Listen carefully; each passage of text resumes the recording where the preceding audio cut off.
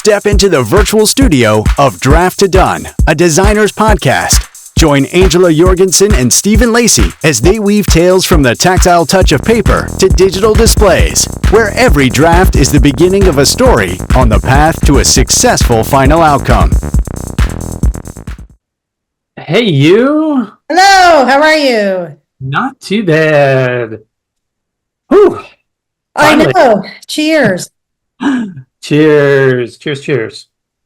So for everyone watching, our 15 subscribers, thank you so much. I haven't checked lately. I'm hoping it's a few more. I currently don't have any internet.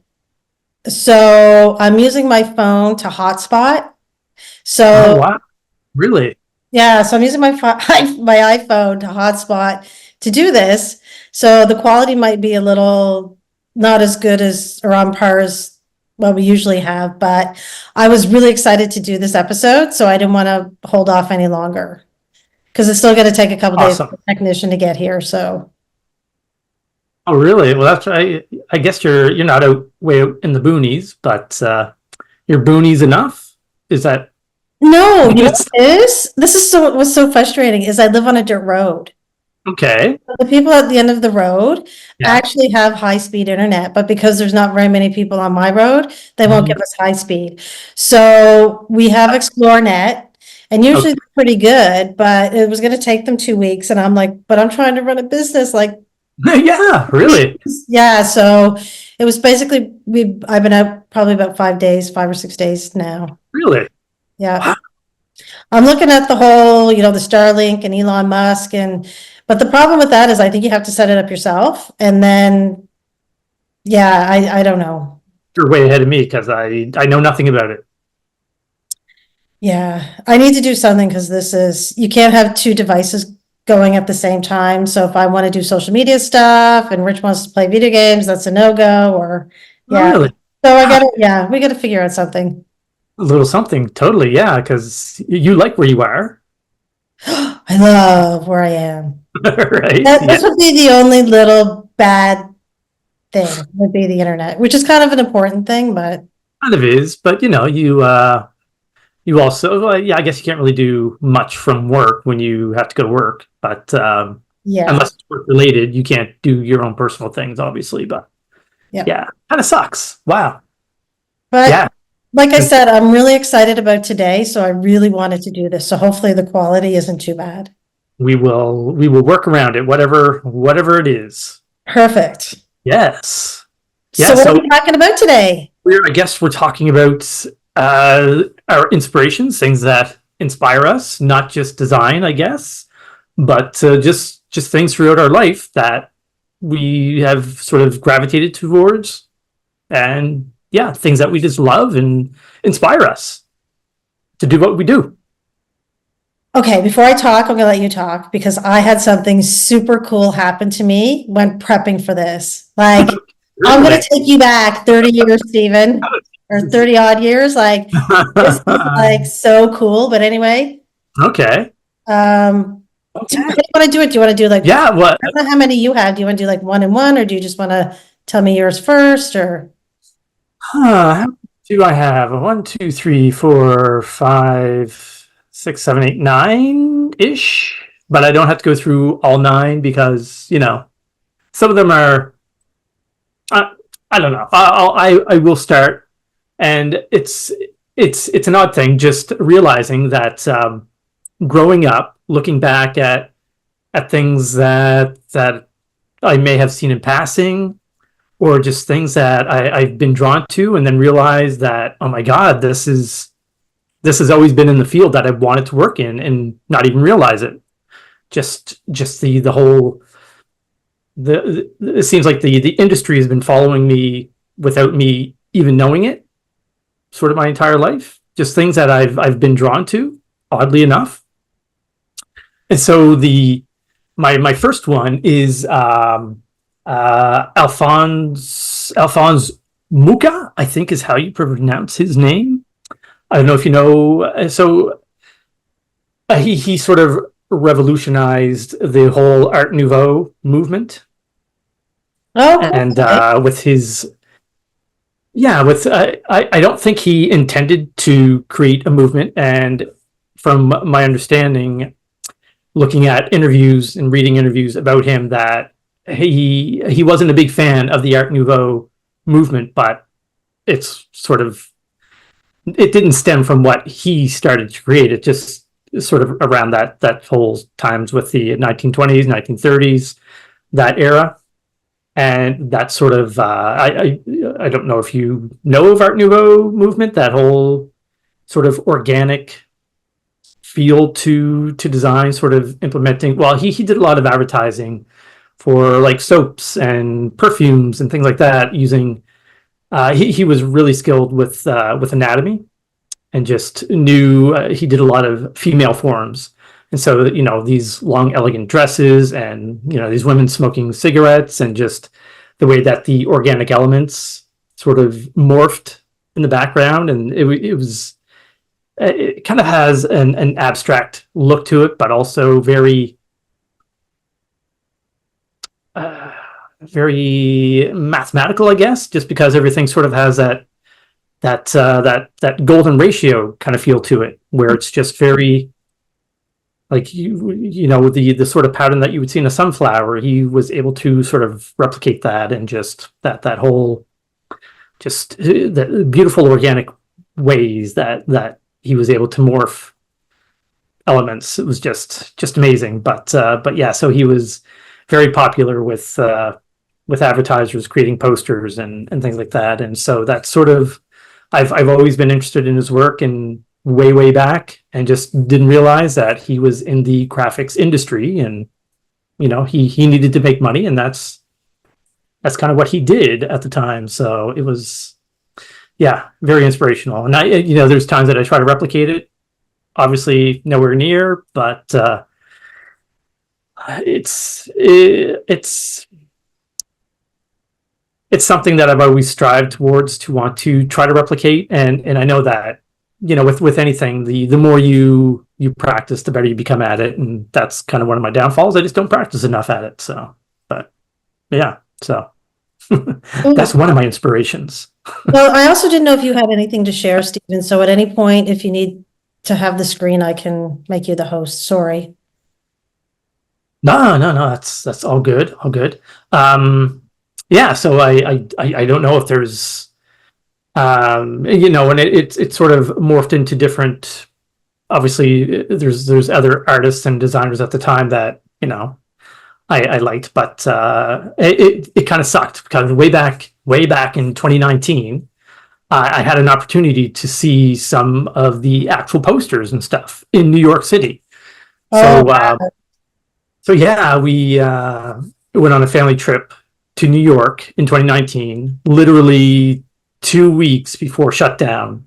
oh, COVID. So, we knew, we heard rumblings of this COVID thing going around, but it wasn't a big thing at the time. You didn't have to mask. There was no restrictions or anything. And so I was looking for things that I would be interested in going to at the time. And so there was this new place opening up. I think it's called Poster House in New York. But I think at the time it was probably about 3 years old, and they had a MUCHA exhibition going on, and I was like, oh my god, this is perfect. And so, because it kind of lined up with the trip, and so I was all excited, and it was kind of 2 days in, and we finally went to the Poster House, and we just missed it by a week. Oh no. It sucked, because I was really looking forward to it. And it's something that I've always wanted to see in person, and yeah, just off by 2 weeks. So that's too bad. But yeah, so it was, but we made it back, still COVID free, knock on wood somewhere. But Can I ask you a question? Sure. And this is where perhaps I probably should have paid a little bit more attention in class. But I feel like I abide by the golden rule. But I think I need a refresher, because I'm not sure if younger designers starting out, if they get taught about things like the golden rule and and that sort of thing? I guess it all depends on the instructors and whatnot, but it's, with the golden ratio, it's just something that, like when you're doing a magazine layout or a book layout, that there's certain areas within the golden ratio that if you place your elements accordingly, that it's more favorable. Your eyes will naturally flow to where they need to. If it's sort of scattered just wherever on the page, your view is always fighting, trying to see what part of the page to look at. But if you abide to the golden ratio, then it's, you're the way that you lay out your elements, it's a lot pleasing to the eye. Just the way that everything just naturally flows, I guess. And like I said, you see it in nature with things like sunflowers. See the patterns with sunflowers, with seashells, the way the seashell sort of spirals, and that's it's something that's already in nature. So of course we're going to be drawn to things that way, and it's just it's just more beautiful to see it that way. But yeah, because I don't think we were ever taught in high school or even university about golden ratio. I'm trying to think back. I thought I had my book. Hold on. Yes, I do. So this is hilarious. This is from art college. Oh my God. What class was that? Dictionary of art terms. Okay. It was one of my history classes. I think it was Renaissance, perhaps, and I ended up getting this. Yeah. I remember that class. I was awful at art history. I loved it. Loved the whole concept, but yeah, as much as I tried and struggled, I barely passed. I know, me too. I think I flunked one and then I had to take it again. And I went to the teacher and I'm just like, because you could go to her for extra help. And she's just like, well, there's a curriculum, and if you can't keep up, then too bad. And I'm like, well, I wish I had gumption now. I know, right? The fact that I didn't, and I just kind of went, okay. Exactly. January 93. How about that? Year after my graduation. Wow. Excuse me. It's crazy. Yep. Excuse me. But yeah, so it's just looking back at I'm trying to remember stuff that I remembered from art history or any of the design classes, and is it relevant today? I guess the basic rules would be. Oh, I think so. I tend to follow basically kind of what you were just saying about, I was always told, like, have somewhere for your eye to rest. Yeah. So if you're creating a page layout, like you said, and then your eye can naturally flow. But if you have everything then it's hard for your eye to settle. And yeah. And in some instances of design, I guess that is a thing. If there's some kind of, like, I don't know what form it would be, but but yeah, just to make things flow a lot better is obviously what we strive for when we're laying things out. And I try to remember back to what I was taught way back when, but sometimes you look at sort of what's being created today, and you're I'm thinking, is this something that the designer created, or is it something that AI created? And it's just, it's like, how much do these people know? And or others that just like, let me pick this template, put in my information, and call it design. Right. I don't know. Yeah. But yeah, I can move on to my next. Who's my next one? Oh yeah, this guy. Oops. MC Escher. Oh, You know him? Yes. I do. Yeah. Again, it's one of these. these illustrators and designers from way back that I've always had this.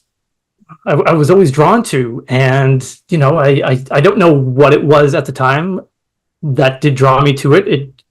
Learning now that they are using a lot of the same processes that I've recently in the past couple of years have fallen in love with silk screening and Linocut, and just doing a lot of the same processes and using materials now that I've been using recently. And maybe it's because it's a lot of old school design as well.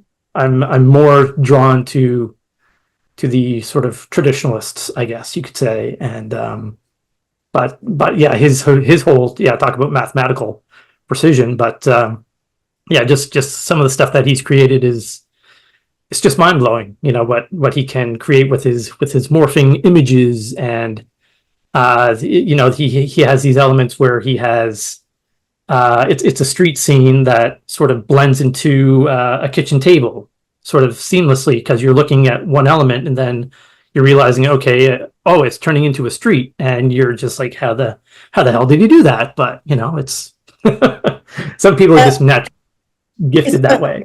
Yeah, it's funny because I remember on Spring Garden Road there used to be like a poster framing place, and they would have an Escher in the window, and it was the one on the stairs where you just keep walking down.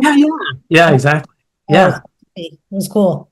So that was like I said, another one of my early inspirations that I've tried to emulate. And like I said, I'm into Linocut now, and he has this one of, I think, it's a road. It's a muddy road with tire tracks and footprints on, and in the middle of it, it's a puddle, but it's a completely still puddle with the reflection of trees. So it's kind of this juxtaposition between these beautiful trees and and you get all this dirt and mud, and it's just the way that he was able to capture both elements was just incredible. So I'm trying to maybe create my own series around things like that as well, but cool. When I have time.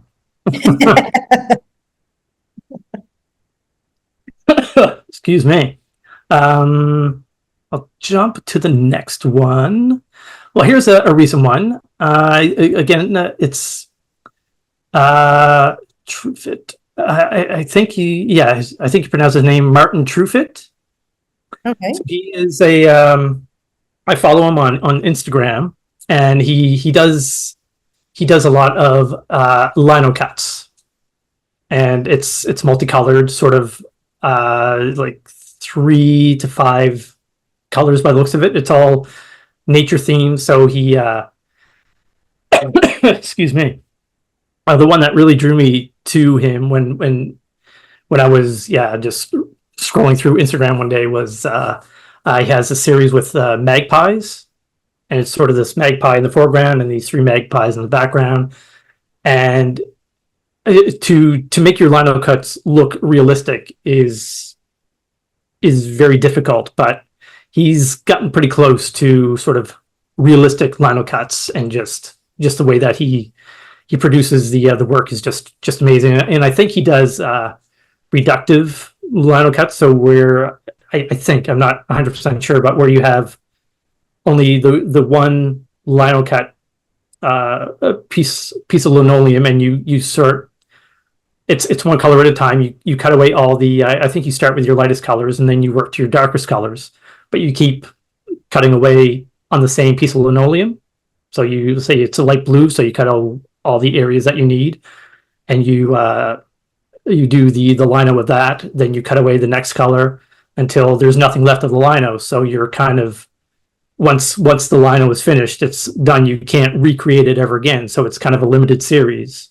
And if you're in the market to sell it, you can sort of up your price a lot more, because it is a limited series and it can never be created again. Oh, wow. So, that's cool. But yeah, so with all these artists and inspirations, I will send you the link, and we can have it in the description. Oh, absolutely. Yeah, absolutely. So we will have all the all the links to these Yeah. people and artists and whatnot. But yeah. So I don't know. Do you want me to keep going, or do you want to jump in with your couple, or how do you? Yeah, do you want to switch it up a bit? Sure thing. Yes. I had some images with mine. I hope that's okay. Apologies to people that are on Spotify and Apple, but yeah, I couldn't. Yes, and sorry for my awful description trying to describe these people, but hopefully, yes, you can see them on the. Okay, bear with me for 1 second. Okay, so I'm going to share screen. So they just put an AI companion in Zoom, and it's screwing me up because all the buttons are like in response, and I'm like, don't do this to me right now. Okay, so I just want to show it. Okay, tell me if you can see this. I can, yes. Okay. Oh wow, beautiful. Okay, so I'm gonna give the condensed version of this if I can. Yes.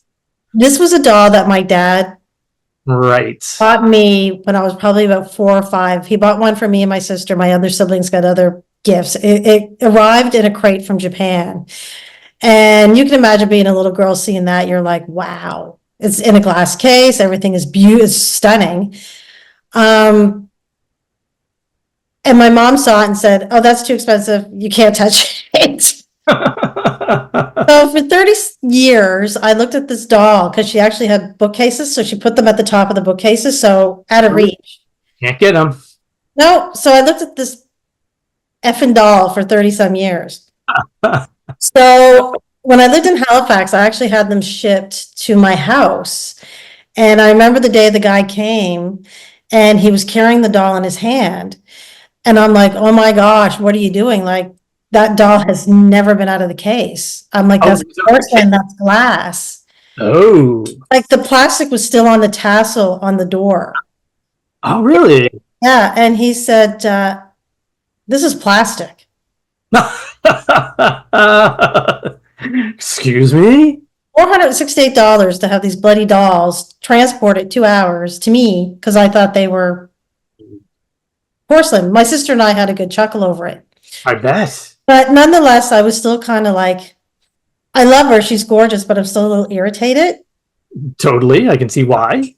But my dad, he did this out of the goodness of his heart. So, and I still wanted to keep it. So I have a friend who's an artist and a designer. But she's just amazing. Her name is Angela Davis.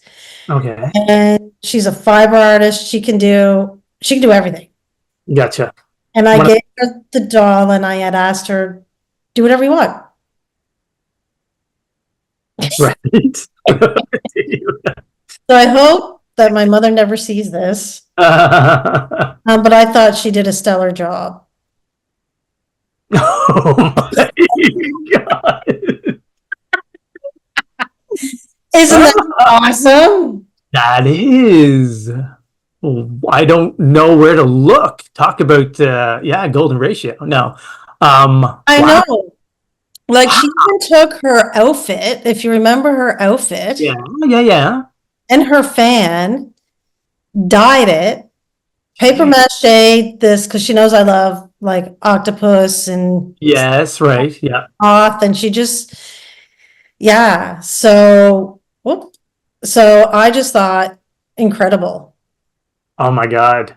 So that's I thought of Cthulhu as soon as absolutely that. A little skull. She knows I love skulls, so there's a little skull. Like it's one of those pieces that there's another skull here. So the more you look at it, the more you find. Exactly. So it's all paper mache, except for the dress, of course. Yeah. Okay. So how tall are these dolls? They're about 2 feet. Oh my God! Oh really? Oh, I didn't realize. Okay. They're not small. It's crazy. Yeah. So with the so just visually speaking, so where the doll's arms were, you obviously have tentacles there, but I see tentacles coming out from underneath the dress, and what Yeah, what am I seeing on the bottom? Yeah, Around. it's kind of like, so she's got a steampunk gas mask Oh, I see. I see. right here. I don't know. Can you see my cursor? I can. Yeah. Yeah. Yeah. And then she's got the tentacles, which also helps to stabilize the doll because it's kind of heavier at the top when you're working with it. Yeah. Yeah. Yeah. So the gas mask is kind of reminiscent of your tattoo, I guess. Is it? Yeah. So, which is really cool because she's kind of taking elements that I like and Oh, yeah. No, definitely. yeah. That is awesome. I'll show you another piece of her work. And this is hanging in my foyer or my hall. Oh, really? So I know, right? Crazy. Now the actual head is 3D, so it's a paper mache. Yeah. Right. The side of it has glow in the dark runes. Oh, really? Oh, crazy, eh? And then this here is from the victims of the Salem witch trials. Oh, wow, really? Because I'm convinced Angie's a witch. She's a good witch. Actually, she's very earthy and motherly, and she's just fantastic. And her work is just phenomenal. that's beautiful. I recently found out, I think it was last year, I was doing something with research of some kind and bringing up, speaking of the Salem witch trials, talking about, I guess it documented the witches that were burned or potentially burned at the stake. And apparently one of my ancestors, Lacey, that was a witch or accused of being a witch. Wow. Yes, and it was a grandmother and granddaughter, I believe, and the grandmother was like, I'm not the witch, my granddaughter is. So she totally sold her granddaughter out and said, I'm not the witch, my granddaughter is. So I have. Wow. But yeah, I mean, thankfully they didn't end up getting burned at the stake, but they were accused of witches. So just a little side note that. That's crazy, eh? Yeah, really history. All right. Did you want me to do one more and then I'll? Yeah, no, keep going. That was beautiful. I'm gonna save my big story for last because it's just Okay. cool. Gotcha. Make sure you don't see these. This one. I This was is just- yes. inspiration.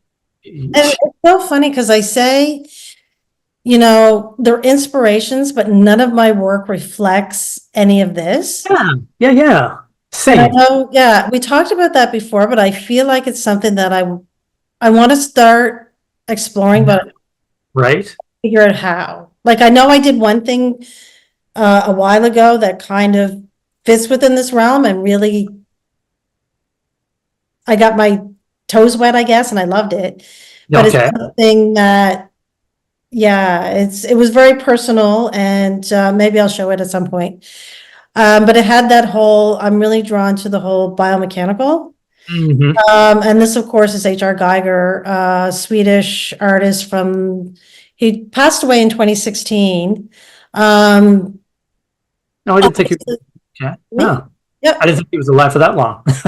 Yeah. Obviously super well known for the movie Alien. Mm-hmm. Which I didn't equate that. I didn't know about Alien. I knew about his art before I knew about Alien. Right. Because I saw this, I think a lot of my inspirations is coming from Omni magazine from like way back when I was in high school. I was gonna say, I remember this in high school. And this one, and I think it's interesting when I go through my inspirations because I think you'll see a lot of connection and a lot of similarity between them. But Right. I love this one so much that I actually have it tattooed on my arm. Oh, dear. I haven't seen that one yet, I don't think. So it's not, you can't really see it very well. So I know I can't bend this way. But anyway, yeah, so I loved it so much because I love the whole idea of the elements of, you know, the biomechanics. Everything he did was monochromatic. Right. This was actually an album cover. Oh, yes. I'm trying to remember Who? the ladies. I can't remember. I apologize. But he also did another album cover for the Dead Kennedys. Okay. I'm not going to pull it out because we'll get thrown off YouTube and pretty explicit, because he also liked to explore the human body and certain parts of the human body. But I just find it incredibly beautiful. The dichotomy of, the softness of her and the hardness of the industrial elements around her. He had this incredible talent to have them as separate elements, but somehow morph them into one sort of cohesive piece. And oddly enough, I was just watching there's the new Alien Romulus movie coming out, I think, pretty soon. Okay. So on my YouTube feeds, I'm a big Alien fan, and so on my YouTube feeds, there's all these things that are kind of related to Alien, and one of them is it Geiger or Giger? H.R. Geiger? Yeah, I'm not sure. Geiger. Geiger. We'll go with Geiger. I don't know. That's the thing. We could be butchering these names. Right. Apologies. So I was just talking about an interview with him and how the whole Alien franchise would have been so different without him. He was this huge integral part of the whole design and the whole aesthetics, because they were looking at some earlier iterations of the sort of sketches of what the alien was going to look like, and it was just some sort of cheesy Hollywood, just your typical Hollywood monster that didn't really sort of elicit any kind of nightmare. It was like, oh, it's a scary monster, but it didn't sort of stick with you afterwards. And so when they brought him on, his whole approach to creating the alien was rather alien and just so left field, and it was just amazing what he could do. And if it weren't for him, it would be a whole it would be a whole different industry. Because I love his work, but him personally, I think he was kind of a dick. I don't know. He was, I know he was rather eccentric, because I know, the Kennedys, when they said they wanted to push the envelope, and of course being a punk band. So when they approached Tiger, they went into this saying, we want to push the envelope. We don't want to really necessarily conform to what, the music industry wants. Well, he blew it right out of the water. Right. Kind of one of the first times where censorship came into play as far as art and music, and because they I guess the actual album had a poster in it. With this particular image, and like I said, I apologize, I can't put it on here because we'll get in trouble. But like I said, Dead Kennedys, H.R. Geiger, do the Google search. Look it up. But it was really interesting because, and then it comes to, is it art or is it porn? Because it's pretty explicit. Right. Oh, maybe that's a topic in the future that we can talk about, because it's really, here's an artist, but what he created was. Yeah, he pushed the envelope, and I don't know if he pushed it too far or maybe just on the very edge of it. But he has that kind of that talent that it didn't go. Yeah, he's got some explicit stuff, but commercially speaking, I think he knew how far he could kind of push it on a commercial basis, sort of thing. When it came to sort of personal art and trying to express what he was thinking, what he was feeling, there was no limit. But knowing that, yes, if I want this piece to be shown in public, I have to sort of tone it back, maybe. I guess what was really cool is, the Dead Kennedy said when they went to his house, he kind of lived in just like a basic, kind of like a bungalow type style house. Yeah, he does. Yeah. And then you walk in and it's like you're walking into a coliseum because he's got everything painted like his art. Yeah. How incredible would that be? Like, wow. Yeah, it's just everything, amazing. Yeah. No, it's mind blowing. Just sort of what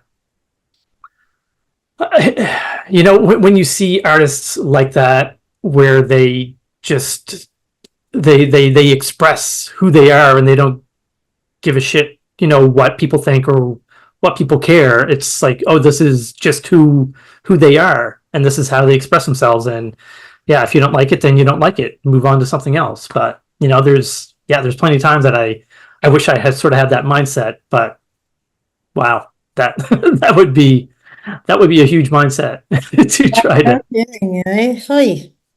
Yeah. Okay, so I'll do one more quick one because I don't want to spend a lot of time on it and I didn't want to pull up an image yet, but I'm just going to show one of my favorite images because I've talked about it before. Of course, yeah. And I actually really love this image. And again, I you know, there's the blurriness, there's, you know, a bone structure drawn on, there's like this geometrical image on the top of it. And I find that even though I don't do this kind of subject matter, I find that in a lot of my designs, I love the layering. I love having faded imagery in the background. Like sometimes maybe you can't see it as much. Sometimes it's something you can see, but I just love that layering, which I do. Yeah. And I'm super happy because he just came out with a new single. I know. I was listening to that the other day. Awesome. Did you see the video?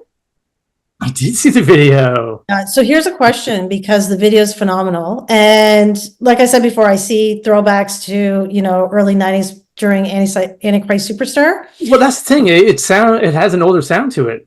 Yeah, right? I don't know if you... Yeah. The Secret's Within, if people want to go check it out. But I'm looking at it going... I was looking at it with somebody at work, and it's like, oh, I wonder how much AI was used, especially with like bullets and the skull and stuff. And I'm like, that's so interesting because. Well, there's also practical effects as well, like the part where he was sort of wrapped in that sort of cocoon with the vein sort of. That, I mean, that was all practical. I doubt that was AI, but I mean, no, I think that was practical. Yeah, and you know the part where he's painting, because of course he paints. He does, yes, yeah. And he's an artist in his own right. You know, it's not only singing but actually painting. Right. But I thought, you know, I don't know how I feel about AI. I don't know. And I was going to post some images, but I didn't want to because I was like, well, you know, a lot of people say that it's other people's artwork, which I get that. Yep. So I've never used it because I'm a knucklehead with technology, so I don't even know how to use it at this point. You're impressing me quite a bit with what you've done so far. So yeah, but I mean, yeah, so I found that interesting. But I've always loved his imagery, even when he went from like kind of the gothic and then he went to his kind of Bowie glam stage, and then now he's kind of he sounds like 90s Marilyn Manson, so that's pretty cool. He does. So have you been speaking of just him specifically, I mean, besides the sound, but with the art style that sort of followed him along the years? Have you always were there any that you were like, that doesn't fit who he is, or were you like, yeah, every time he reinvents himself, have you liked all of his reinventions, his styles, his? I remember when he came out with the Dope Show, which was right after the album after Antichrist Superstar. And that's the one that we went to the concert in Halifax, wasn't it? No, that was the High End of Low. Oh, right. Yes. Thank you. Yep. You're right. But he did have obviously those songs in that performance. Yeah. When we saw him, he was back to more of his traditional kind of goth. Right. But that period was very Bowie influenced. A lot of people say so. Yes. Yeah. But then again, a lot of people say that Antichrist Superstar was a lot of Alice Cooper influenced. And I don't know, maybe it was like, I feel like we're all influenced by somebody. Obviously, we're talking about our inspirations, not necessarily. I'd love to be able to do what they do. Exactly. Yeah, so he did a real glam kind of turn, and I didn't to me, at first I was like, whoa, but then I was like, no, I actually I really like it. And I think that, as an artist, I guess, he was growing and changing, and maybe that's part of being an artist, to come out and show a different side of you, and that you can do different things. Right. Yeah. Yeah. That's the thing. It's, talk about inspirational. And one thing that I noticed, I mean, with what you like, even though it's design that you don't do personally, but a lot of the things that I think that you're inspired by, it's all clean looking. There's no sort of grunge or disorder to it. It's all sort of clean lines, even though it may be something that you don't really understand right away, but there's always a cleanness to it, especially with Geiger, and just what you showed me with the Marilyn book cover.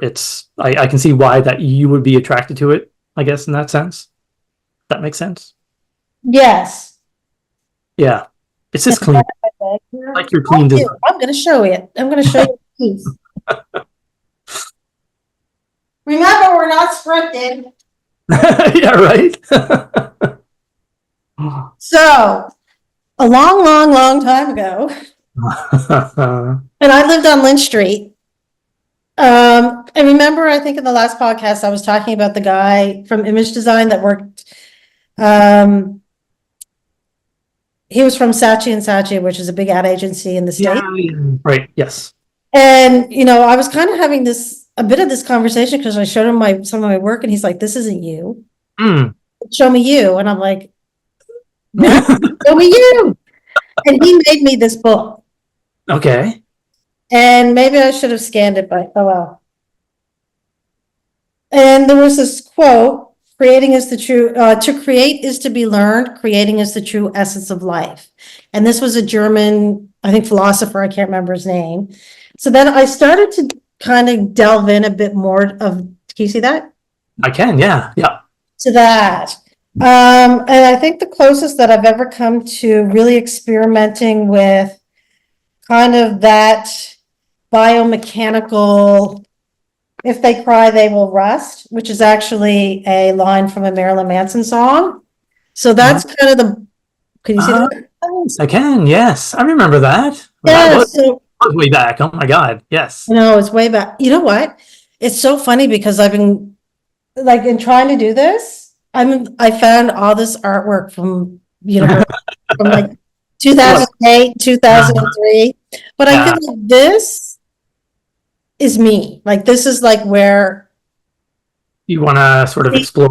This is where you see the influences of the people that I'm showing you today. Yeah. Yeah. Yes. Yeah. Yeah. That's where it is, and that's what I love. But that's the stuff that I don't feel sells. So, and you're going to make a living, but I feel if you have more time, if I have more time, I want to experiment with that a bit more.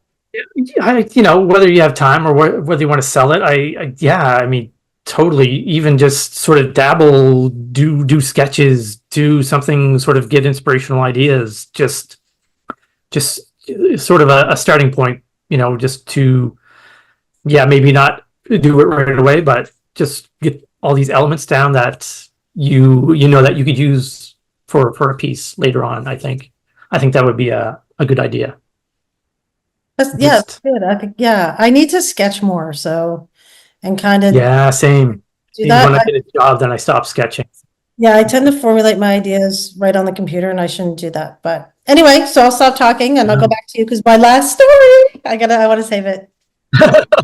Well, I will jump to my I guess my musical influence. So recently, in the past couple of years, I don't know why, but there's this band. I think they are a French metal band. Not the ones that were just in the Olympics. Not them. That was pretty wild. I love that. That was pretty cool. I was like, their performance. I didn't watch it until like a week later, but it was like, oh my God. Gojira? I can't remember. Yeah, I think something like that. But yeah, so it's metal. It has a good sound and all that kind of stuff. But the other band that I'm more drawn to, which I don't know why, but I really love them. It's IGORRR. IGORRR, and they are it's metal, but it's sort of industrial experimental metal. Cool. And so they use like just this array of different sounds from recorders to bass guitars and electric guitars, obviously, and just drums, your basic sort of band instruments. But there's also an accordion, and just the way that they're able to sort of meld all these sounds together. But it's all sort of under this net of electronic, has a very electronic sort of rave sound to it as well. And so it's the two main sort of vocal members are this guy and girl. I don't know their names, but she's a classic opera singer, and so she incorporates this kind of the loud. Yeah, it's hard to describe, but he's very much, he's not a screamo kind of genre when it comes to music, but he is just very, very emotional when he sings, and it's just deep and guttural and just amazing. And when he is screaming, they sort of mix in this kind of distorted electrical sort of background sound to it, and it just blends. It's just, I don't know. I'm just really drawn to it for whatever reason. But sorry to interrupt. Do you know where they're from, Stephen? Sure. Where are they from? I think they are. I think they're French. What part of France? I'm not sure. I'm pretty sure. That I'm sorry. You just got finished saying that. I apologize. They were sort of a last minute, like, they inspire me kind of idea. So I didn't do enough research into even their names or anything, but just the sound is just, I'm really drawn to it for a reason that I still don't know. But sort of the sort of complete opposite end of the musical inspiration. When I was freelancing, sort of my first couple years in, I think I was bored one day and I was thinking, are there graphic design songs? I was like, I don't know. So I, Google, songs related to graphic design. And so this band pops up, and it's a UK band. And like I said, the complete opposite end of IGORRR. They're like I don't want to say pop. They're not pop. They are, the band Yes. I don't know if you know them, from the 60s, 70s. They sing that song Roundabout. Roundabout. I don't know. Anyway, they kind of have this sound. They have this sound. Their first album from like 2010, 2012, around that time, had, I think Yes might have been one of the inspirations for them. They kind of had that sound at that time, but very techno, sort of electronic background sort of beat to them. And the band's called Everything Everything. It's kind of an odd name, but okay. I forget where I forget where the band name came from. But yeah, I just love the sound, and it's one of those bands that if I were trapped on a desert island, that if I had a choice of only like 3 bands or 3 albums to choose from, this would be one of them, oddly enough. Oh. Yeah, and I don't know what it is. I know that I'm really drawn to anything that has a deep bass sound to it. If I hear bass in a song, then I'm like, yes, I love it.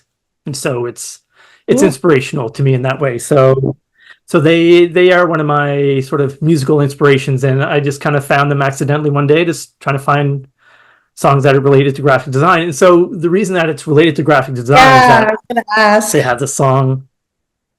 What is it called? Hold on a sec.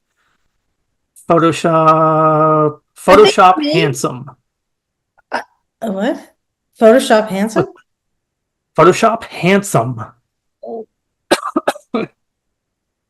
And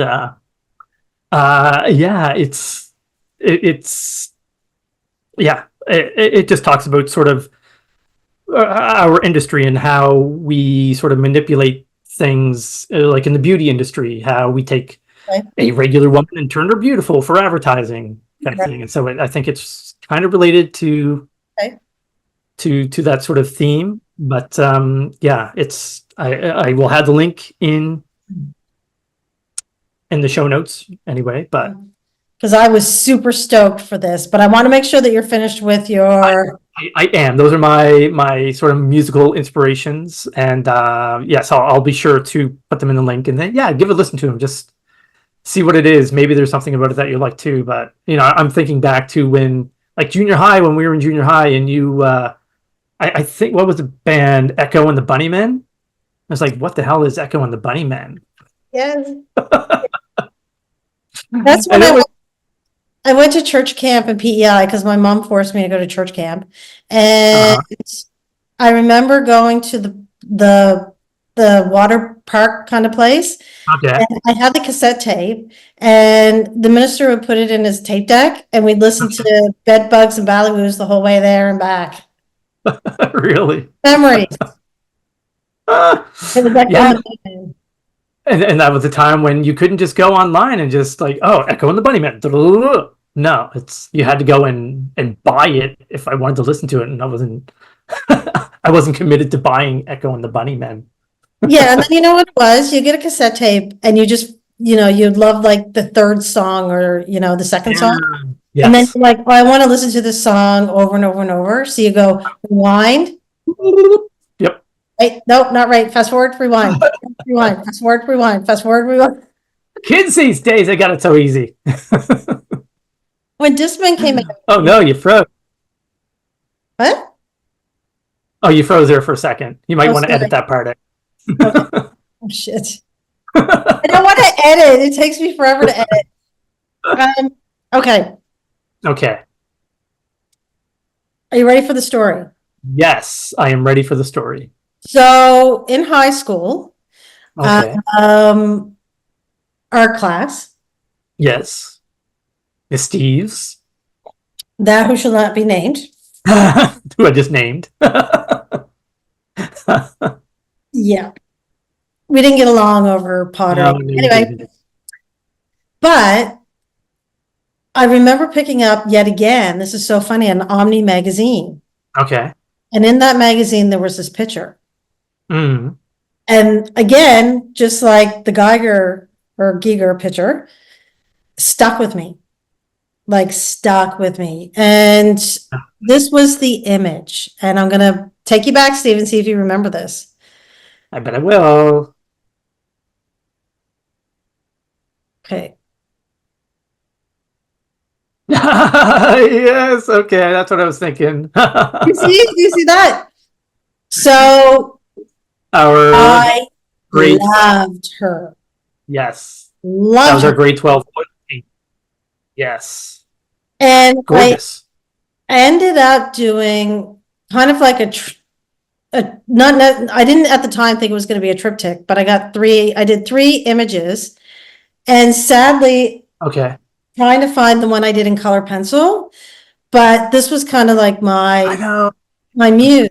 So from there, I made this, which was another one that she had done. Yes. Mind you, I suck. And this was like grade 11 or 12, but I was pretty impressed. Like, I'm not a painter. No, that turned out really nice. You should be proud of that. Yeah, look at her stumpy nose. But I was. And I just Yeah. love that. And she's on my wall. And then I did another one that was a color pencil drawing. Okay. It was in art class as well when we were in art class, but Yeah. for some reason I can't find it at the moment, which is driving me crazy. But then in university, I ended up in a class where, again, she came back in my head and I made this. Oh, right. Oh, wow. Talking about flashbacks. I remember all these. I know, right? So this was like, I made like posters and tickets, and I painted this and I made it up as part of my Yeah. class. Sorry, who's the artist again? Oh, here we go. Okay. All So, right. That's part of the story. Okay. The artist is called, her name is Heather Cooper. Okay. So when I had first did that drawing in high school, I found out that she was actually an artist from originally the UK, but lives in Ontario. Okay. And my sister found the book and bought me the book, Oh, no way. which Oh, is wow. Carnival Perpetual, which is, yeah, from, again, the 90s, early 90s. She did a lot of work for the Stratford Festival, and I think this was part of that collection. Again, she's Okay. also an artist and a graphic designer. And again, Right. or I don't know if I said her name is Heather, obviously Heather Cooper. Yeah. So when I was kind of looking at inspiration for this, I thought, you know, I love that image so much. I want to print. And I thought, you know, just go online and $20-$50 you can print. Easy. Couldn't find her. I found her prints, but I couldn't find that print. Oh, okay. And I wanted that print. Print, yeah. So I eventually found her website, but it wasn't working. And I thought, well, this sucks. But the website was in a business directory for the town of Baltimore, Ontario. Oh, wow, really? So I called and I said, hi. I said, I see that the Heather Cooper, studio is listed under your business directory, but the link doesn't work. And she's like, just hold on. I have a phone number. And I said, okay, cool. So I call up and this gentleman answers the phone and I said, hi, I'm interested in, I said, hi, is this the Heather Cooper studio? And he's like, yeah. I'm like, oh, cool. I'm interested in print. Oh, well, just hold on. Heather just got out of the hospital here. And Heather No way! Uber came on the phone. Are you serious? And I'm like, Wow.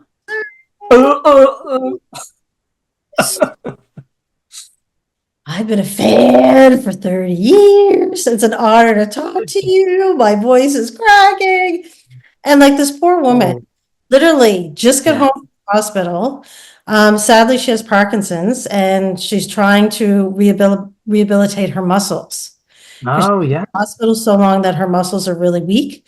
I guess the last time she painted was in November. And I'm just like, she's like, oh yeah, Terry will go look for that print. And I'm hearing him on the phone. And I'm like, oh my God, what do I say? Hi. Oh, I copied your work. I didn't sell it. I know. Just 30 years ago, because you were such an influence. And she was like, oh no, I'm flattered. And I'm just like, you know, obviously so down to earth. Yeah, yeah. Wonderful. They found the print. I said, okay, can I give you a credit card? Can I send you an e-transfer? No, we don't use computers. Can you send a check? Okay. Absolutely. So I sent a check. So, you know, pretty soon, hopefully you'll see that. This is like recent.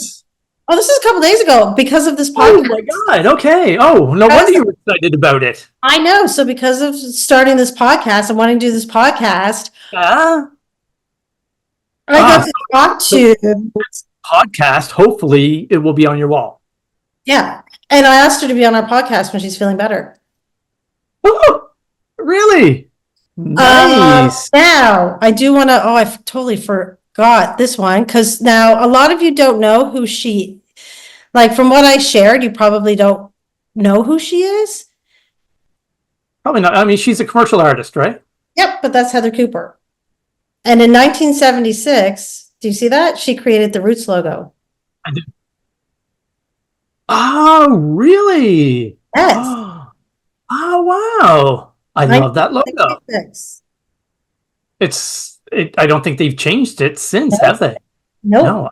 That's a good sign of a good logo. And the thing is, and I had it, and I didn't put it in this folder, but there's a painting of the beaver with like kind of like what you were talking about earlier, the Art Nouveau, the whole kind of sort of organic, florally kind of in the background, a lot of that. Yeah. And they've actually just come out with a line of clothing with that particular print. Oh, wow, really? Yeah, which is really cool. fascinating. Right? Wow. So that was it right there. Wow. Yeah, I'm taking us back, Stephen. I'm taking us back. I know. Isn't that crazy? I'm remembering back because we were in art class together, obviously. And I think I used one of her pieces for my final oil painting that I did. I think it's one of hers. It's a woman with multiple masks around her, and she has a mask in front of her. I don't know if I thought it was one of yours. I don't know where else I would have gotten it from. I don't know. I'm just book here, but her work is just. Oh, this is the one I was talking about. Yeah. Roots.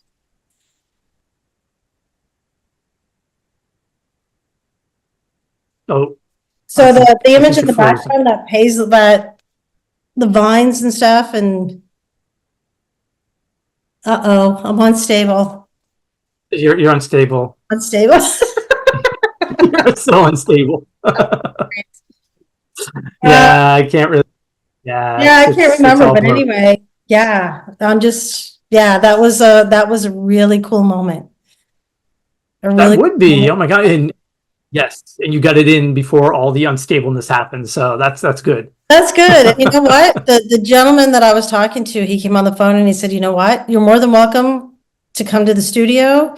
He said, you can actually touch that painting. Oh.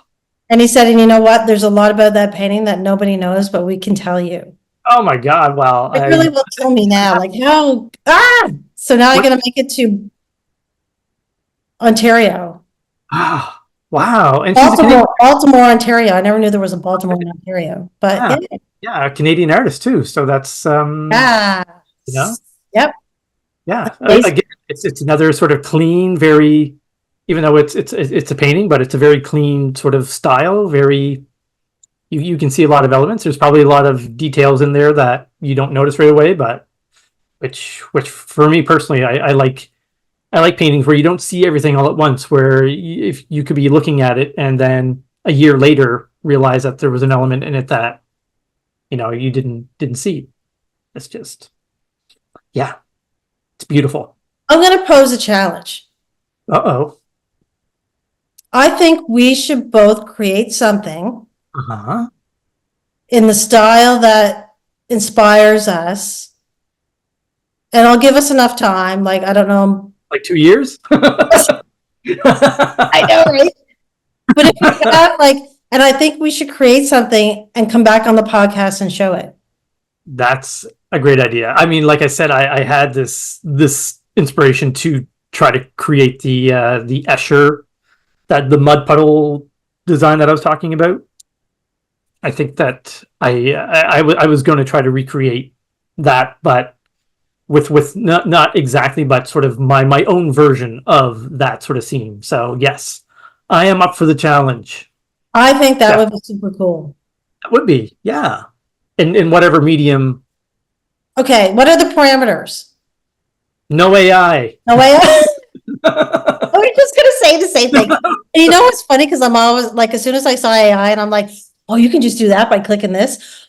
Oh, that would be great. Now I'm like, but that takes the fun out of it, and that takes the learning out of it, and that takes the pleasure and the anger and the anxiety and the stress, the emotion, and when you finally get something, the joy out of it.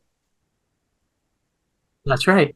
I mean, the whole point in creating is screwing up and learning along the way, and just your first pieces probably look like shit, and that's you need that sort of foundation when you are creating whatever you're trying to create. And my foundation is going to be so thick because there's going to be so much. Okay, so no AI, obviously. I'm going to even go so far as to say no stock. Yeah, no stock. No.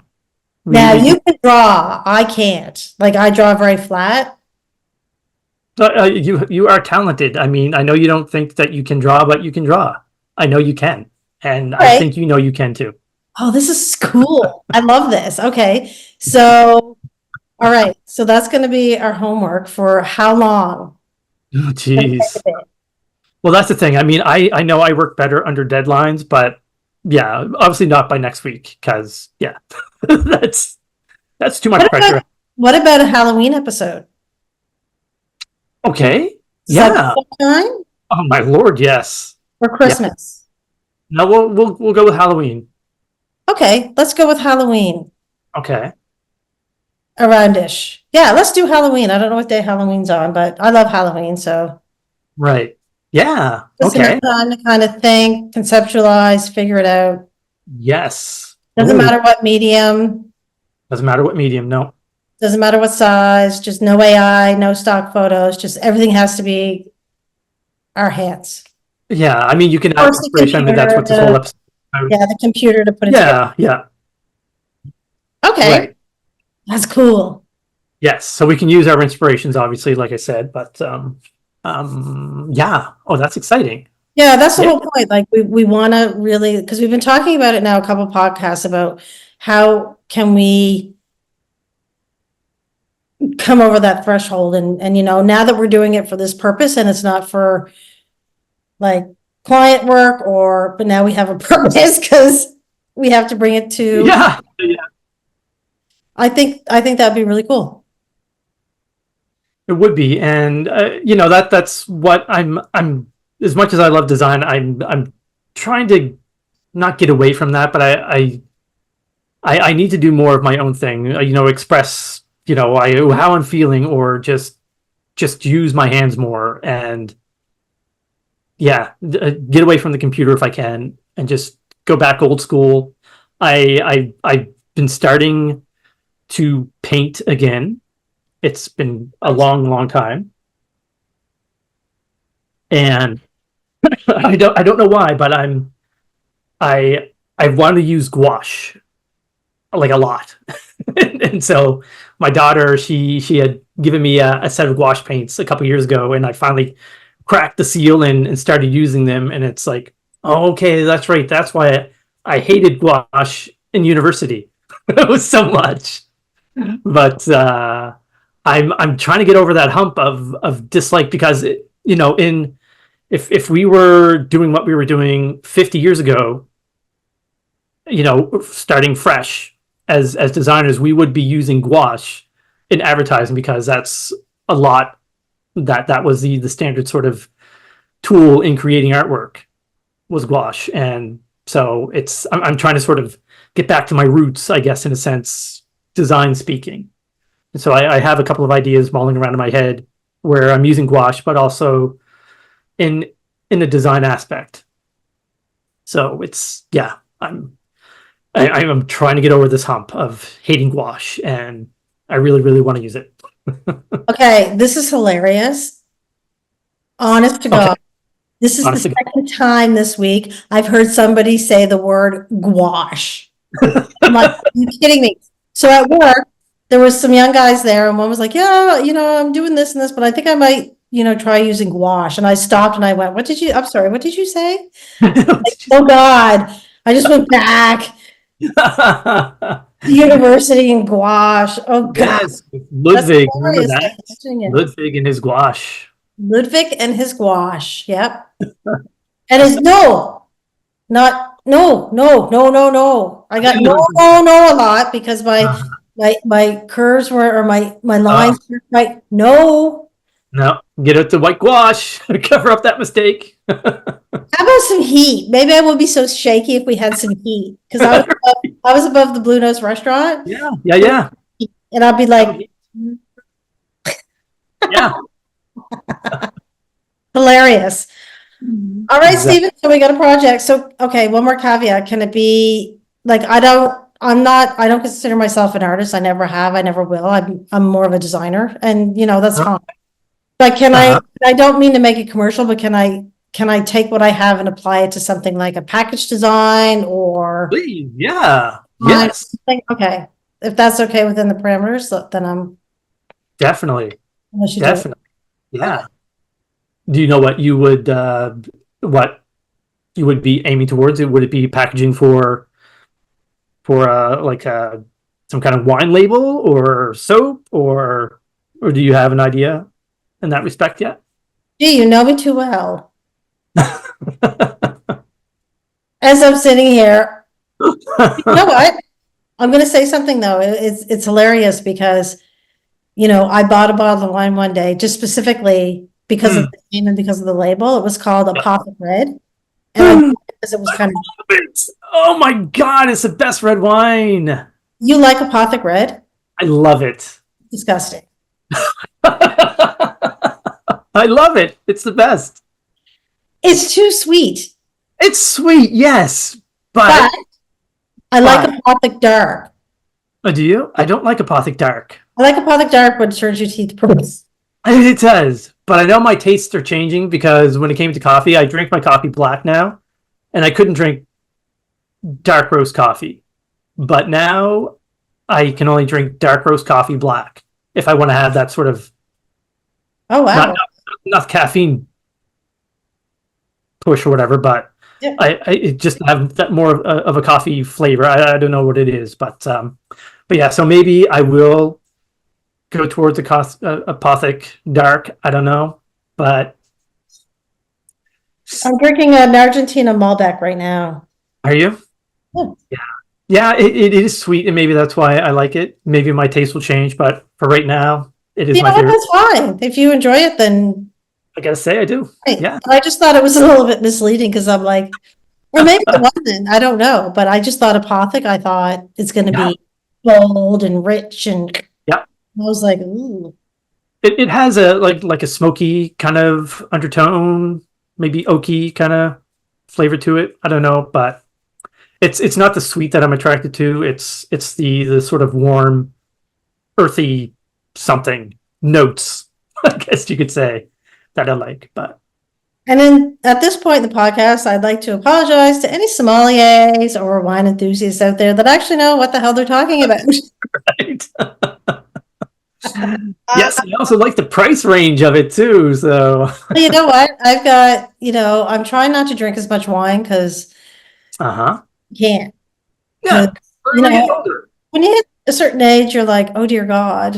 But I found that, going to the local Good Guy, well, here it's called Good Guys Brew Shop, and you go and you put the yeast in the bucket and then they make the wine for you. Right. So you go and you get like 30 bottles of wine and it's like $4 a bottle. And then you're like, oh yeah, I've got 30 bottles of wine in the house. It's going to age. It's not going to age. It's just going to get drank within 2 weeks. So we don't want to do that either, but no, exactly. But I mean, yeah. Speaking of like brands and being attracted to it and all that kind of stuff, so it's you like the logo though of it? Is that what you were sort of initially? Oh yeah, Apothic. Yeah. Love the Gothic. I like the wine. The label was burgundy wine and gold, whatever. It was beautiful, right. And I thought, I don't know why I thought that it wouldn't be sweet. I know. That's what drew me to it originally too. Was the logo? Was the label? Yeah. With the label, yeah. And you know what? I'll take that one step further because I also bought another bottle of wine because it was called. Oh shoot! I think it was like 98 Crimes or something. Okay, I think I've heard of that. Yeah. And what was interesting, I know it's part of Snoop Dogg's line, but the thing is, I bought the bottle of wine. Okay. And you take your phone because there's an app. Of course. Download the 98 Crimes Wine app. Yeah. And it shows you this video. Oh, really? It's crazy. It's like it's set back in kind of like that film noir kind of the one really? I had. Yeah. And they show this like little mini movie, and I'm like, okay, that's really cool. I don't think it caught on because I don't think people understood that that's what happened. Like probably not. No. So I think, as far as branding and design goes, if you're going to do something like that, then you really need to put a push on. I mean, well, that's the thing, because it sounds like they thought outside of the box in the of creating this logo or this identity for it, but maybe didn't push in. So That's kind of a shame. Yeah, it got lost. It was a really cool idea. Yeah. You know, it was kind of novelty. It's cool in a way, kind of novelty in a way. Like, Yeah. I don't know if that's something that's going to sustain that brand unless Right. the brand is good. Like you see it once and then you're like, okay, that's cool. But then Right. again, you tell your friend and tell that friend, and you know, Totally. Yeah. Yeah. it was a cool concept and a cool idea, but Yeah, definitely. Yeah, that's the thing. It's I know with that whole industry, if I had, not that I have to go back and start over again, but if I went back and started over again in my freelance design career, I think that I would probably, which is probably another topic we can talk about, a niche market. I think that I would specifically design spirit labels for wine, for beer, going back instead of just being a generalist designer. Because yeah, looking sort of at the end of my sort of just freelance design career, I was like, oh, I think that's what I want to do, and then I get a full-time job. Then I start freelancing on the side. So, you know what? You have the illustrative skills that I could see you approaching something like Hell Bay, which is yeah, actually a brewery that started in the community that I grew up, Cherry Hill. They're okay. now in Liverpool. That's right. Yeah, yeah, I can see you drawing because a lot of your roots and, you know, Deep Waters Creative is the name of your business. And I see a lot of that. And you could do that. You could totally do a yeah. It's one of those. Yeah, it's there's just something about designing labels that I think that I learned it later in life that's what I think that I would have been drawn to more so than, yeah, like I said, generalist, which kind of sucks because when I was trying to get funding originally, when I was starting out as a freelance designer, I went to Nova Scotia Works or whatever it was, and there was like a grant that they would give you starting out a business, but because I didn't have any sort of specific field, they felt that they couldn't sort of, fund me because why couldn't they fund this other graphic designer or this graphic designer? It sort of, I guess it wasn't fair. And so I needed a niche market, but at that time I couldn't think of any sort of niche that I would want to work in until 7 years later. It's like, oh, this is what I want to do. But you know what? And I think that's, you know, a product of our time because we didn't have the technology. And I'm not saying you need the technology, but No. you know, we didn't know. We kind of went through everything. Like Yeah. It's photography, I knew I wanted to work on a magazine. right. I would have loved to have done that full time forever, but that, you know, didn't work out. But the fact that we also were able to do other things, I think strengthens Yeah. our skill set too. That's right. Yeah, we have a sort of a multifaceted of skill sets. I think that we're able to delve into depending on what the project is, and I think we're very lucky that way that we don't just have this one ability when it comes to design, and that's as far as we can go. And then we'd have to rely on photographers, and then we'd have to rely on AI more or whatever. But yeah, I think we're definitely beneficial that way. So, And I will say this, I think for working for a magazine, you totally understand that because I was at the bottom, so I had to rely on everybody else. So now I know that, okay, if I know that perhaps things are going to be late. So I'm at the bottom of that and I have to make sure I hit a deadline. So there's right. things that you learn because It is. Well, and that's the other thing with when it came to deadlines, because I worked at a newspaper for 5 years, and it was a weekly publication. And yeah, talk about tight deadlines. You had to get this publication completely finished every week by 5 o'clock. And I don't know with you if just realizing you sort of develop a different mindset when it comes to working under pressure. And I know for me personally, that's really the only way that I can work with a deadline if it's very open-ended.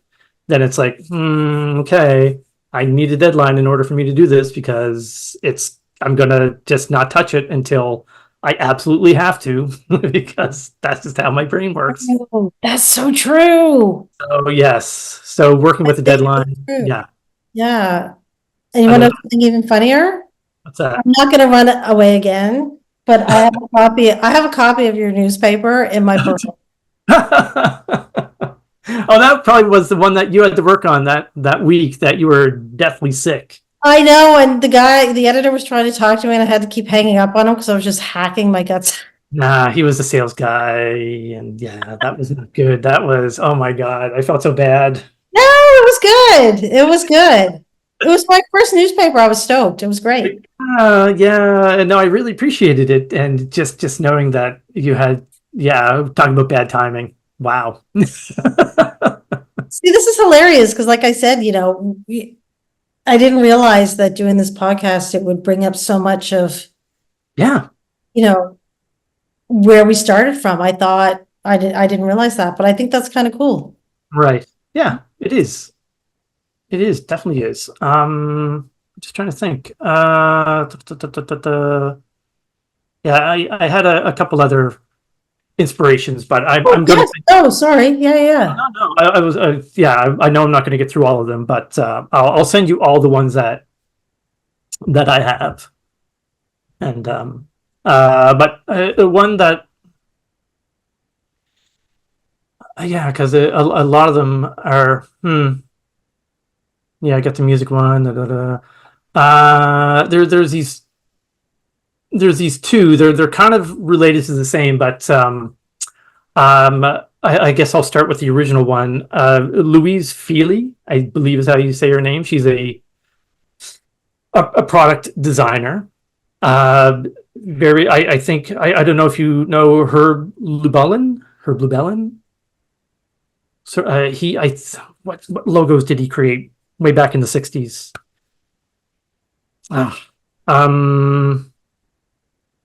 Trying to think. I wasn't prepared. Anyway, she trained under this very famous designer, and she's a very famous designer living in New York now, and she does a lot of, like I said, product designs for soap labels, and I think she does matches and just anything sort of home decor related. And Right. she has a very, again, Art Nouveau, Art Deco sort of feel to it, and she sort of stays within that sort of realm. And she's still incredibly sought after, and she's I don't know how old she is now, but she's at the other end of of the design age. But yeah, she's so successful from an interview that I heard that she has a studio apartment, but she also rents an apartment across the hall in the same building to hold all of her design stuff, anything that she creates, because it's a lot of product design, and I guess she wants to keep it or whatever. But yeah, the whole other apartment in New York, downtown New York, in Manhattan, she rents out just for her design materials. So that's probably where her office is too, I would imagine. But wow. Cool. Yeah, and so another student of hers, what is her name? Jessica HISCHE. She's a lettering designer. So she does a lot of hand calligraphy and just, yeah, really beautiful. She's the range of work that she's done is just stunning. She does a lot of book covers, but she also does anything, I guess, advertising related. But yeah, it's obviously she uses, I think, in the end, Adobe Illustrator specifically, but it's all sort of hand drawn originally as a sort of a template, and just a lot of it's not just one specific sort of stylized letter form. She's very experimental when it comes to, depending on what the project is. She's able to sort of feel it out and match whatever the style of lettering is to whatever the subject matter is, and it's beautiful stuff that she can create. And it's it's just kind of amazing because sort of these three designers, starting with Herb LUBALIN and Louise and then Jessica, sort of this trifold of designers that have been a huge inspiration of mine. You know, I'm for whatever reason I think Herb LUBALIN is a CBS logo way back in the day. Okay. Let me see if I can, because I think I had him as one of my original inspirations. Designer, yes. Hey, this is what's really interesting because I just did a sign at work and I just love it. Every time I walk out, I look at it and I'm just in love with it. Okay. And I wish I could. Another dream of mine would be to create my own typeface. Yes. Yeah. But I'm not there yet. So yeah, same. For me right now, well, you know, you created this logo. Yeah. And you manipulated the fonts. Yes. See that. I'm not to that point yet that I know exactly how to manipulate it, but I feel like when I bring two fonts together, like the sign at work was a sans serif and something called Dream Big. So it was a bit of a script, but not a full script. Okay. Yep. But the two elements worked so well together. Okay. And I knew when it didn't work, but when it worked, I was like, you found that it. works. And I love that feeling when you're like, that works. Right. And I love that. Like that just fuels your creative energy. Like it's so awesome. You know what's going to work. Just like I saw that, I'm like, that works. I didn't envision that at all. Okay. But I was like, when I saw it, I was like, that's cool. That works. We both had the same idea though. Yeah. And I would love to be able to do that, but I don't, like, I see people taking existing fonts and, you know, changing them to outlines and doing all that. And I guess maybe that's what you do. But you and I, you know, when we were in university, we had to, do you remember having to enhance, what was it? Hanno's class. Yes. Okay. Yeah. Lettering. We had to actually recreate a letter by hand, like, and do that. So I love fonts and I would love to be able to eventually create something, but yeah, I think so I'm interested in looking at the artists that you're recommending. Yeah.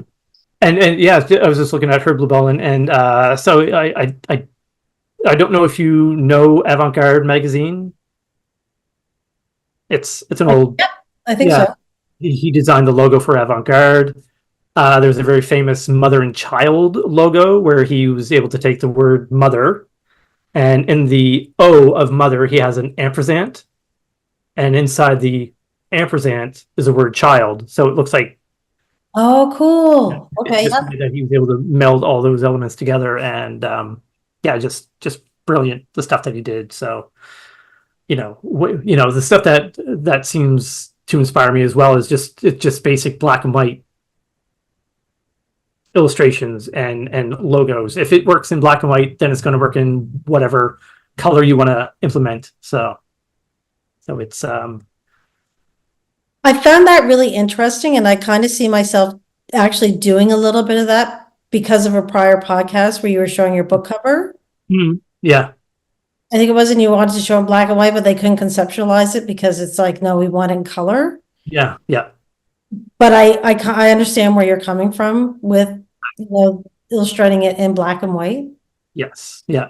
It's like I said, and oddly enough, that's right. I thought originally he did want it. He liked the black and white enough that he was going to go with black and white, but then I did show him a couple different sort of color iterations, and yes, that's right. He did go with color, but yeah, it was the white and with the purple. Yeah, exactly. Yeah, it was good. But yeah, were there any other inspirations that you had, or I get a bazillion, but those were your my top, your main core ones? Yeah. And I, you know what, in doing so, I didn't realize, like you said, the connection between each of them. Yeah, Even though they're like completely different, there are some consistent elements within each one of them. there is, oddly enough. I mean, you can sort of tell just like how they sort of evolved in their career from where they started from. And obviously these other designers would have inspired them to, like start in a specific style and be able to hone their skills, but also they also know how to sell their design work, which is a whole other different element, which I know I have no talent in trying to sell what I can do. And it's troubling when I know that when we went to university that wasn't even touched on, even though we were in an industry that I guess because the idea that when we graduate we would go to a design firm, so we weren't really going to be selling our work. We would be in a firm and we would just have to create whatever we were told to create. But I really wish that there was something at the time that sort of showed you the business end of design. So what's really crazy is I've been listening to this UK designer named James Martin. Yeah, And I think the only reason that I found out about him was because I saw that you liked something on his Instagram. Yeah, right. So I don't have his book here, but I bought his book.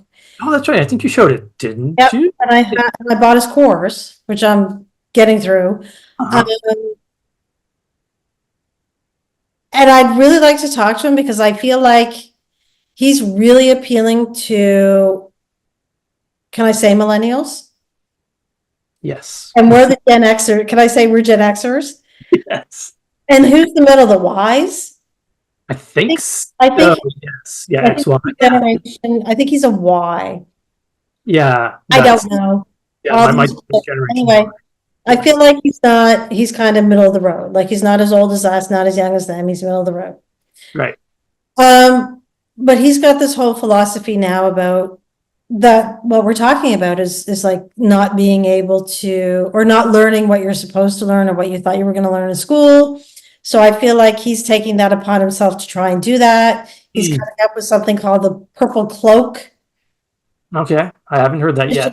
Yeah, so maybe it's time I reach out to James and see if he wants to come on and talk about what it is he's doing, because he's applying that to a younger generation. Okay. And we are the older generation. We are, and we are still learning, and we he does some really brilliant stuff. And I know when you see the videos on Instagram and just when he's creating a logo or a brand, and obviously it's been edited to flow, effortlessly and smooth, is, you're like, I wish I could do that. It's like, it looks so easy, just the way that you came up with that idea within 30 seconds. And he didn't go to design school, so it's like, okay. Yeah, that's the thing. That's good. Good for him. He's got a natural talent to be able to do that. He figured it out, and yep. Yeah. It's crazy. Just you wouldn't think that you would just have a natural talent when it came to design, because it doesn't seem like it's just a natural art form, but it really is.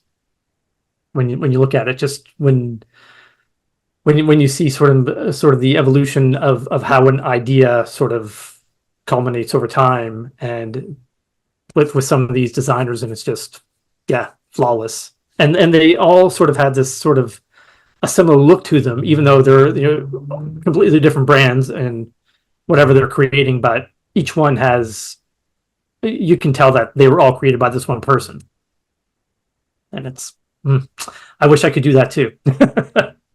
I agree and I disagree a little bit, because I feel like some of it is so formulaic that it kind of seems like, with what I'm seeing as far as at least the Instagram reels or posts or whatever, it's like you gotta have a moon board, or you gotta have this, and it's starting to me, I can't tell if it's this person or this, and I'm not shitting on that. Like, I mean, it's great. Exactly. I don't know, but I might reach out to James and just see if he wants to come on and talk to us, because I'm really interested in what he's going to do. Oh, totally. Yeah. Yeah. That would be amazing. Yeah. I'll do that. But before we go, Mhm. one more thing. Okay. I recognize that shirt. This little thing? That little thing. Yes. So, yeah, that was way back in the day. yeah, you gave me one of those. I did. So I guess the story behind it. Yeah, tell the story and tell the show. Oh my gosh. So I don't know. It was a show that was created in Halifax, or it was, yeah, it's, I don't know if that's where it was born or whatever, but they created the show in Halifax. It was called Lex. And it was at Lower Water Street at Electropolis. Yes. That. And it was it has a huge cult following. I don't know if it still does or not, but at the time it had a huge cult following. But it was, special effects were wow. Just just they were something else. Can we say it was a sci-fi show? Yeah, it was a sci-fi show. I've actually only seen a couple episodes, and I think this shirt was one of the episodes that I did watch. But so the one of the main characters, I don't know if he was death or he was dead or how that worked, but he had the big thing of hair. Yep. But it wasn't just big hair. That was his head, and his brain and everything was underneath this big coif of hair. But he flew around in this. It was like a dragonfly shaped spaceship.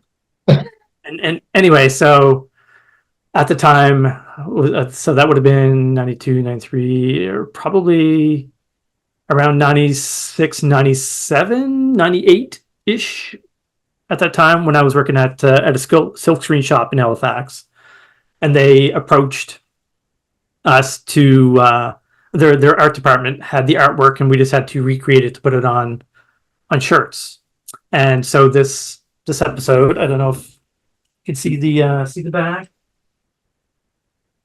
Till death do us part, Lex the game. You gave me one of those. I did get, because when I saw it, I knew that I outgrew it, and I'm so disappointed because I love that shirt. I haven't outgrown mine yet.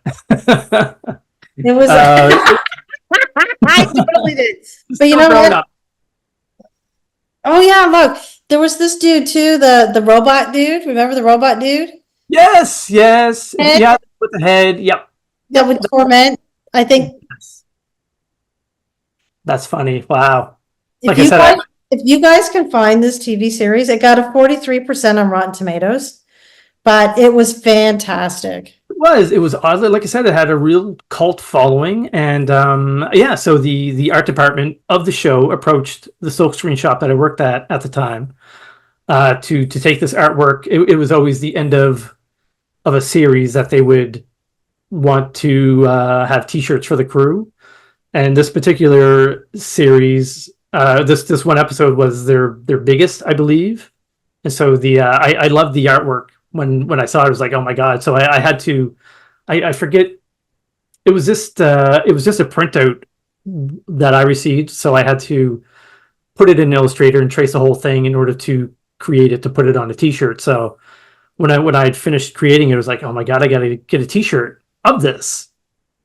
And so thankfully it was only one color, but it's using mezzotints and gradients a little bit in some spots. And so, I had to talk to the production manager about, okay, what DPI do you need for this gradient in order to create it for the shirts? And so the original, it was supposed to be Lex Crew, and so he just took out the word crew and had Lex, and then I said, hey, can I have a t-shirt?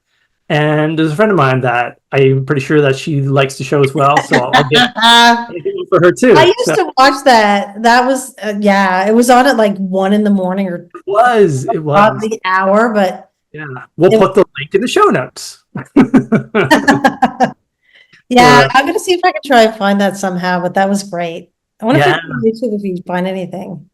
Yeah, that's the thing. I'm pretty sure that this episode, I think that's on YouTube is where I may have found it. I'll take a look, see if I can find it. Yeah, it's pretty cool. Yeah, but yeah, that was a while ago, and shirt's still in good shape. So There you go. Testament to the screen printer. that's right, exactly. Like you said, the print usually outlasts the shirt Nice. with the inks that we had used at the time, and so far, yeah, it's wearing well. I do wash it inside out to help, In cold water. in cold water, exactly. So, yeah. All right, Stephen, we're 2 hours in. No. Longest episode ever. Oh my God. Maybe it's going to have to be a two-parter. I don't know if people can sit for 2 hours and hear us go on. You might have to edit some of it. There was some choppiness going on. So, Oh, you'll okay. have to- you did, like I said, you did get your story in. But you know what? Like I said, I actually listen to us. Uh-huh. I don't like my voice, and I Yes. don't like listening to myself. But I actually like because I listen to us while I'm cooking supper, even though I said that's what people should do, just because I need to edit it. So that's how I do it. I just listen to it. I need to edit it. Yeah. So yeah, I will go start supper now and listen to it. Actually, I don't know if I will, because like I said, I'm hotspotting. Oh, yeah, right. And yeah, so Yeah, he's got to play I'm his using up a lot of data. Whoops. No, if you would like to be, maybe we need to set up, what is it? What is it? The Patreon. Oh, yes. Okay. So now not only do we need to set up a Patreon for my hearing aid, which I have. Oh, you got it. Oh, look at this thing. Oh, wow. That's tiny. Didn't even know. Well, yeah, your hair is covering it, so. It's got Bluetooth. Does it? Like the phone, which I refuse to do because I am not answering the phone in a hearing aid because that's ridiculous. Isn't that something?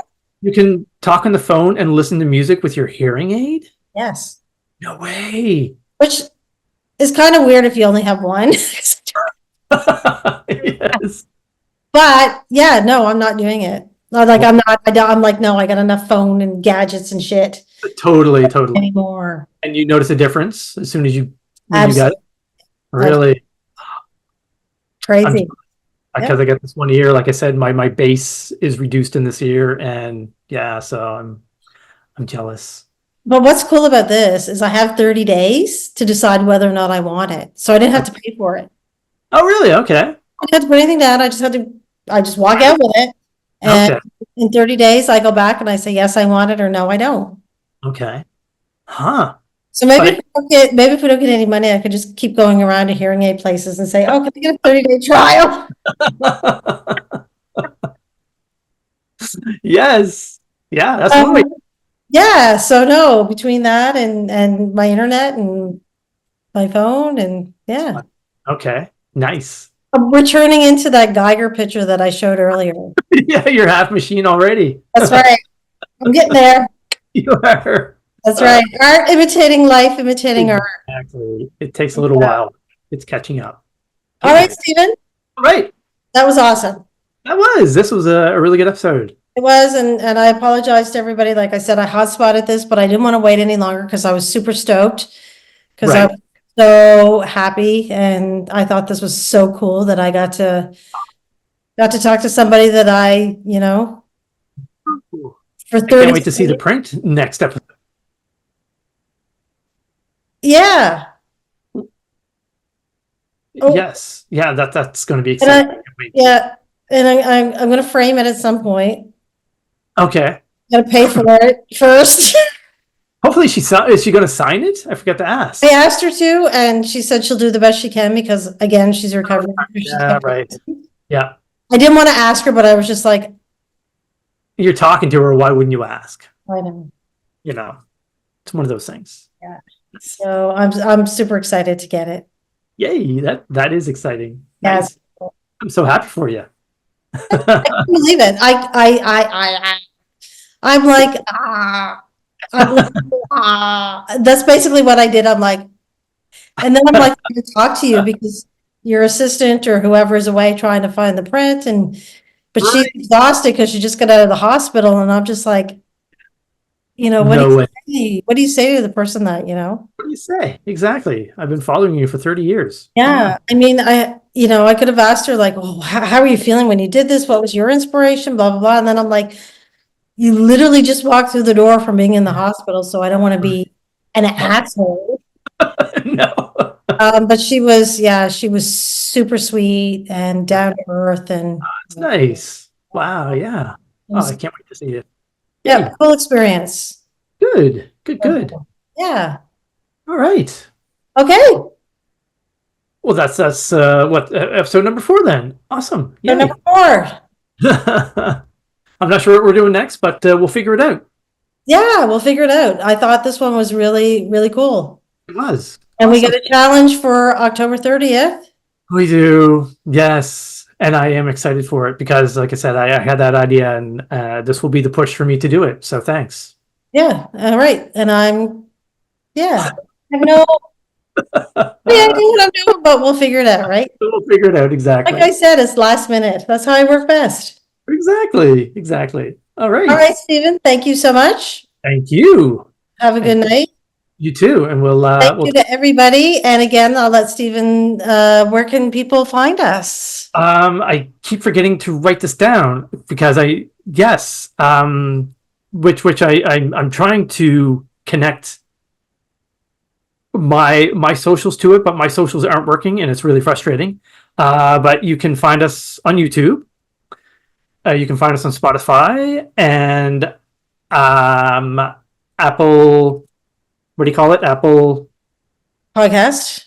The thing that What is it? Apple. Apple. I wanted to call it Apple App for whatever reason. That's all that was coming out of my mouth. Apple App. On the Apple app. Perfect. But we're also on Facebook and Instagram, but we haven't been posting, but we have to start doing that. Yes. So we promise we will start doing more posting on that. 100%. Yeah. Yeah. Yay. Exciting. Awesome. Okay. All right. Perfect. We'll talk to you later. All right, Stephen. Thanks everybody for listening. Thank you. Bye-bye. Please share and subscribe. That too. Yeah. Thank you to our 15 subscribers. We really appreciate it. Like, I'm super stoked about that. So thank you. Exactly. All right. Bye, Stephen. See you later. Bye.